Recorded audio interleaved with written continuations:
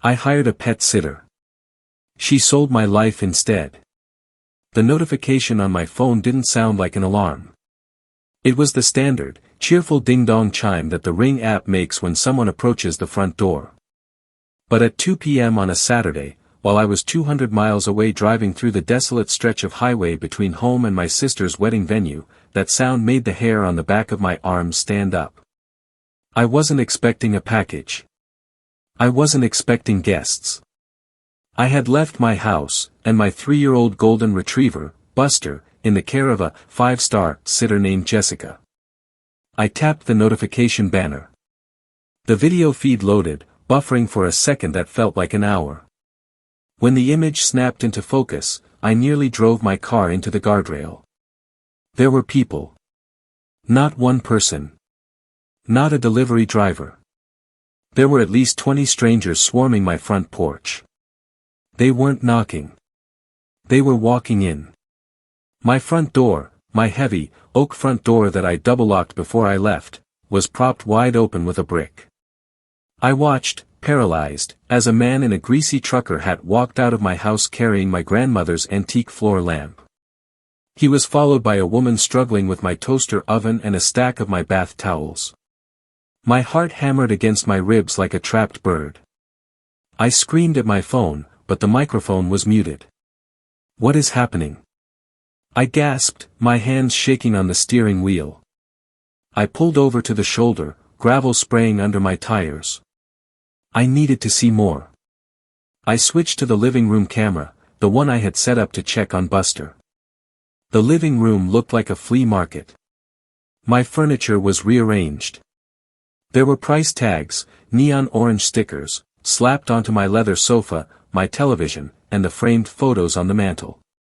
Jessica, the woman with the glowing reviews who had promised to treat Buster like her own child, was standing in the center of the room wearing a fanny pack, holding a wad of cash, and haggling with a woman over the price of my coffee maker. "It's a Keurig," I heard Jessica say through the camera's microphone. Her voice was calm. Professional. "It retails for $80. I'll give it to you for $20. "20, the woman countered. "Does it work?" "Works perfectly," Jessica smiled. "The owner is moving to Europe. Everything must go today." I stopped breathing. Moving to Europe? I was gone for the weekend. I exited the Ring app and frantically opened Facebook. I typed my address into the search bar. There it was. Posted at 8 a.m. this morning.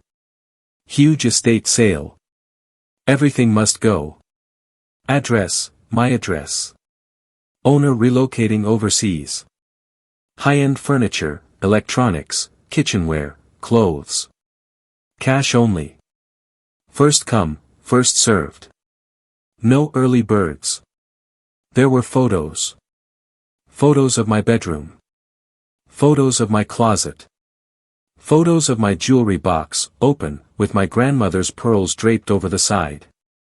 She wasn't just robbing me. She was liquidating my life.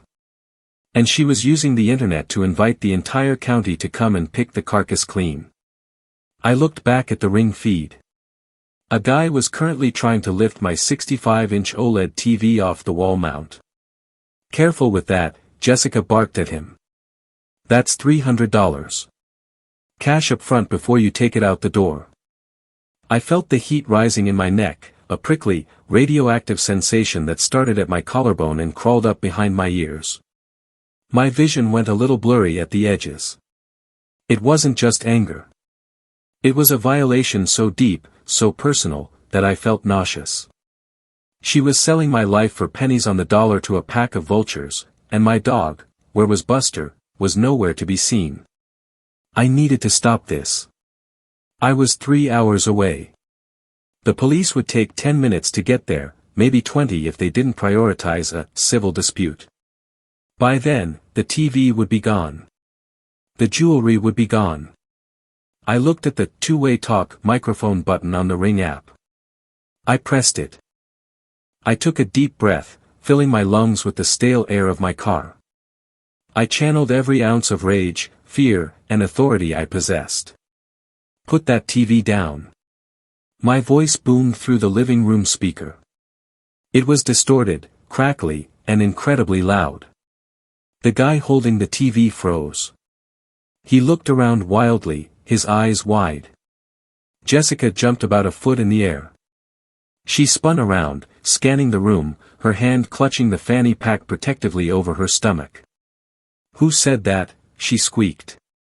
"I said it, Jessica," I roared into my phone. "I am the homeowner. I am watching you." The room went dead silent. The woman holding the Keurig dropped it. It hit the floor with a plastic crunch and the sound of shattering water reservoir. "This is not an estate sale," I shouted, my voice echoing off the walls of my own home. "This is a burglary. You are all trespassing. The police have been called and they are en route right now." The crowd froze. It was a tableau of guilt. 20 people caught in the act of looting a stranger's life. Jessica's face went from confused to pale white in a nanosecond. She looked at the camera lens in the corner of the ceiling, the one she had evidently missed when she cased the joint. It's a misunderstanding," Jessica stammered, looking at the buyers who were now eyeing her with suspicion. He's my ex-husband. He's crazy. He's trying to sabotage the sale. I am not her husband." I screamed. "I hired her to walk my dog. She is a pet sitter. She is stealing my property." I looked at the guy with the TV. He was a big guy, wearing a leather jacket. He looked at Jessica. Then he looked at the TV. Then he looked at the camera. "Lady," the guy said to Jessica, his voice low and dangerous. "Is this stolen property?" "No." Jessica lied, backing away toward the kitchen. "I have the deed. I have the paperwork." "Show them the deed, Jessica." I taunted through the speaker. "Show them the contract where I hired you on Rover yesterday." The mood in the room shifted instantly. It went from a shopping spree to a lynch mob. These people realized they were potentially on camera committing a felony. They realized they had given cash to a con artist. "Give me my money back," the woman with the broken coffee maker said, stepping forward. "I gave you $40 for the blender and the coffee pot. Give it back." I can't," Jessica stammered, backing up until she hit the kitchen island. "All sales are final. Give me my money," the guy with the TV shouted. He put the TV down on the couch, gentler than I expected, and marched toward her. "I paid you $300. Hand it over." "I don't have it," Jessica shrieked. "It's in the safe. It's in the fanny pack." I yelled through the speaker. "She's wearing it. She has everyone's cash in the pack." That was the match in the powder keg. The crowd surged forward. It wasn't about the items anymore. It was about the cash. They had been scammed, and they wanted their pound of flesh. "Get her," someone yelled from the back. Jessica screamed. She tried to run for the back door, but the path was blocked by a sofa she had pulled away from the wall to showcase a rug. She scrambled over it, tripping on her own feet. "Police are 3 minutes out." I lied. "If you are in that house when they arrive, you are being arrested for looting." That caused a stampede. Half the people dropped whatever they were holding, my lamps, my books, my blender, and ran for the front door. It was chaos. People were shoving each other to get out. But the guy with the TV? He didn't run. He grabbed Jessica by the strap of her fanny pack. "Let go," she screamed, clawing at him. "My money," he growled. The strap snapped. Jessica fell backward onto the floor. The guy unzipped the pack, grabbed a fistful of cash, probably way more than his $300, and ran out the door. Jessica scrambled to her feet. She looked at the camera one last time. Her face was a mask of pure terror. She grabbed the broken fanny pack, which still had some bills in it, and sprinted out the back door. "Buster!" I yelled. "Where is the dog?" "Jessica." She didn't answer. She was gone. I was left staring at a feet of my empty, trashed living room. My front door was wide open. My belongings were scattered across the floor like garbage. I dialed 911 on my husband's phone while keeping the feed open on mine. "Police emergency. My house is being burglarized," I said, my voice surprisingly steady now that the adrenaline had peaked. "I have video of the suspect. She is fleeing out the back alley. Her name is Jessica. She is a pet sitter." "Units are already on the way, sir," the dispatcher said. "We got multiple calls from neighbors reporting a riot at your address." "A riot?" I drove. I drove faster than I have ever driven in my life. I didn't care about the speeding tickets. I needed to get to Buster. When I pulled up to my house 3 hours later, it was wrapped in yellow tape. There were 2 police cruisers in the driveway. I jumped out of the car before it even fully stopped. "Sir! Stay back," an officer yelled, putting his hand up. "I live here." I shouted. "Where is my dog?" "The golden retriever," the officer asked, his face softening. "Yes. Buster." "He's okay," the officer said. "He was locked in the garage. No food, no water, but he's okay. Animal control gave him some water. He's in the back of my cruiser keeping warm." I collapsed. I actually fell to my knees on the lawn. The relief was so physical it felt like a punch. "Can I see him?" "Go ahead." I opened the back door of the cruiser. Buster was there. He looked confused. He looked scared. But when he saw me, his tail gave a weak thump against the seat. "I'm sorry, buddy," I wept, burying my face in his fur. "I'm so sorry." The officer walked over. "We caught her, by the way." I looked up.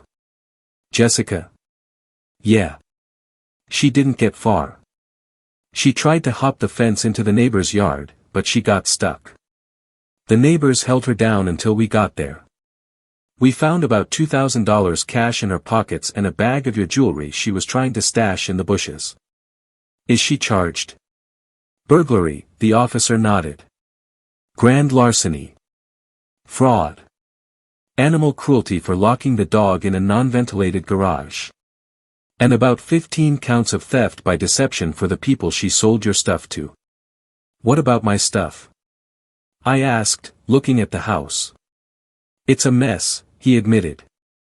"We recovered a lot of it from the yard where people dropped it when they ran. But some of it is gone. The TV is smashed. The coffee maker is destroyed." I walked into the house. It was worse than the video. It looked like a tornado had hit. My drawers were pulled out. My clothes were in piles. The price tags, neon orange stickers, were everywhere. A sticker on my wedding photo, $5. I felt sick.